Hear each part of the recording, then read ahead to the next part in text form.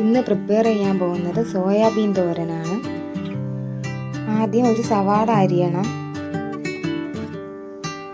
ശേഷം ഇഞ്ചി വെളുത്തുള്ളി പേസ്റ്റ് ആക്കണം.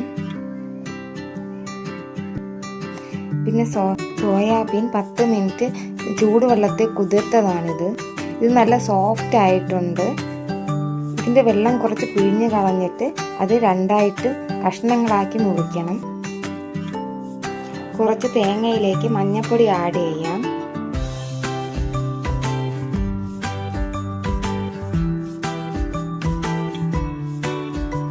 ശേഷം പെരിഞ്ജീരകം കുറച്ച് കൂടുതലായിട്ട് ഇടുക.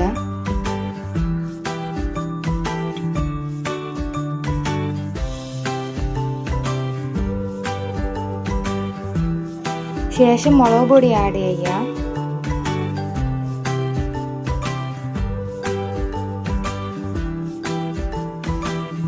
ശേഷം മല്ലിപ്പൊടിയും കൂടെ ആഡ് ചെയ്യണം. എന്നിട്ടിത് മിക്സാക്കി മിക്സിയിൽ നന്നായിട്ട് അടിച്ചെടുക്കണം.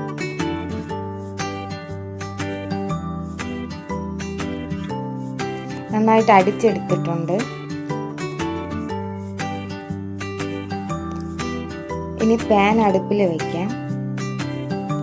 ശേഷം കുറച്ച് എണ്ണ ഒഴിക്കണം. കടുക് പൊട്ടിക്കാം. കറിവേപ്പില ഇടാം.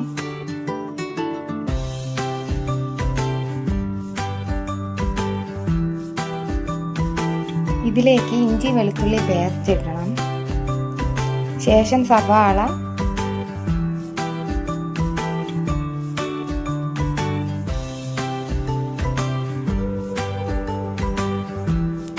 ഇത് നന്നായിട്ടൊന്ന് വഴറ്റണം.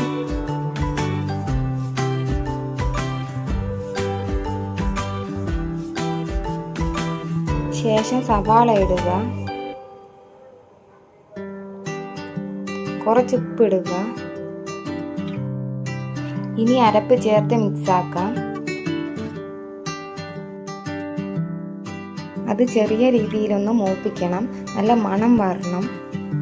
ശേഷം സോയാബീൻ ഇടണം.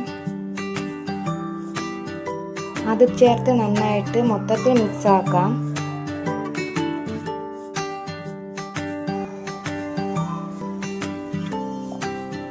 ഉപ്പ് വെള്ളം തളിക്കണം.